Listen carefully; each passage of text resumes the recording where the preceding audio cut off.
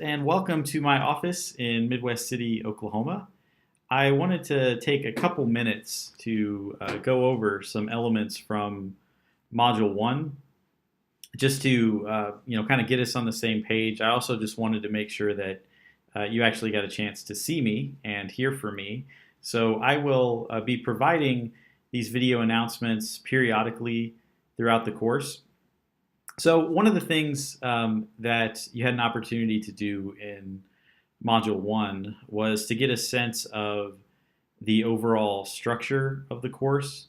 So when you were looking through the syllabus and reviewing the criteria there, I already got a few questions about that. You participated in the discussion board, so there was a welcome discussion board, and then questions about James Joyce, which I very much enjoyed reading. And you had your journal activity as well, which focused on Joyce.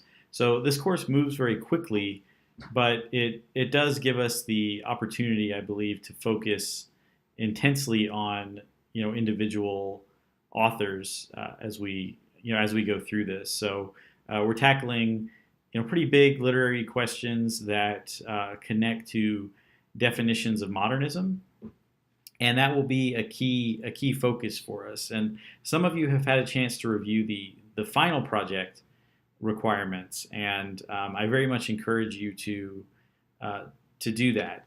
So whenever you go into our course and are looking on the menus on the left, one of the things that you'll see is under course information and assignment guidelines and rubrics.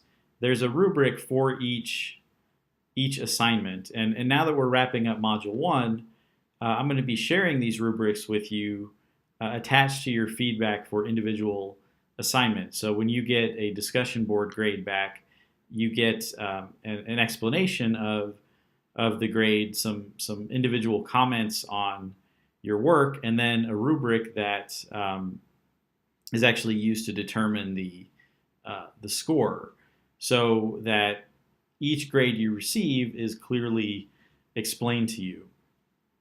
Now, on the bottom of that folder in assignment guidelines and rubrics, there is the final project document, is what it's called, and that is the rubric for the final project in the course. And one of the things that it refers to, you're writing a 10 to 15 page research paper, and from experience I can tell you this is pretty standard in terms of length for a graduate seminar, and also the expectations on sources as well. There is a somewhat unique component to this one. When you're doing literary criticism, whenever you're using the literary work itself, that's called a primary source, and the scholarly books and journals in reference to that are the secondary sources.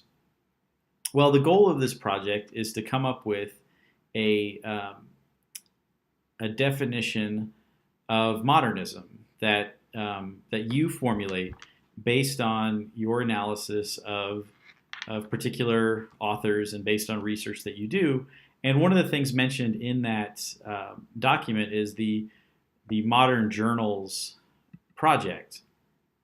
Now, these modern journals are from the period.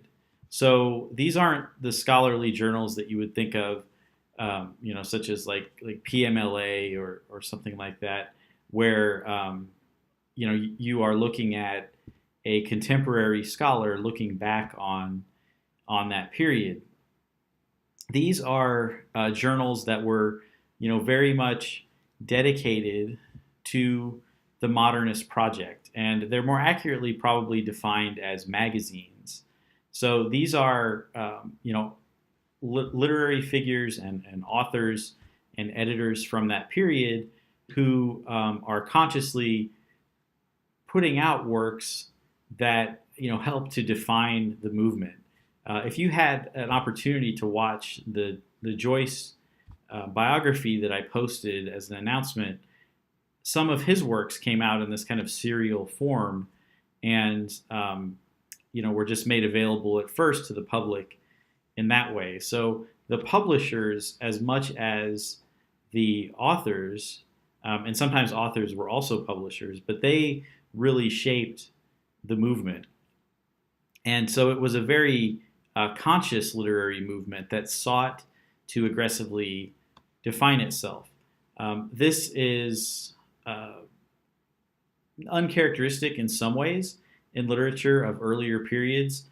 The one exception might be that the Renaissance was a term that was invented in the period to define their artistic movement. And artist named Giorgio Vasari wrote these books called The Lives of the Artist, and in that he defined that period of art by Da Vinci and Michelangelo, etc., as a renaissance, a rinascimento, a rebirth.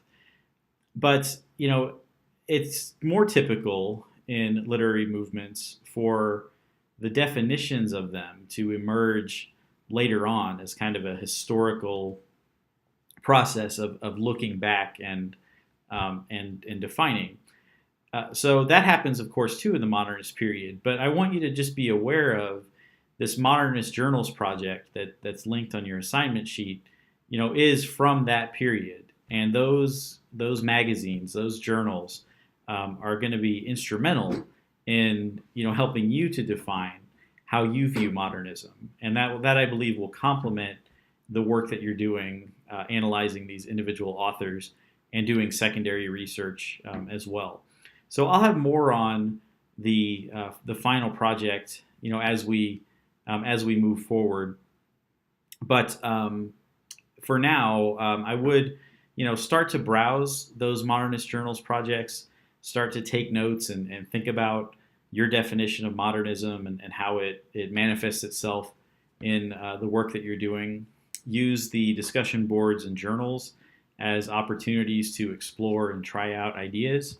That gives you a chance to get feedback from me and also feedback from your classmates. So that's all for today. I will be posting announcements for next week over Virginia Woolf, and also I will be posting a follow-up video announcement that will touch on some other issues from the course, and you can expect your feedback for the Unit 1 submissions by next Sunday, so a week from today. So good luck to everybody. Continue the good work. I've enjoyed getting to know you this week and as we've gotten started in the course. So thank you very much. Greetings from Oklahoma, and everybody have a great week.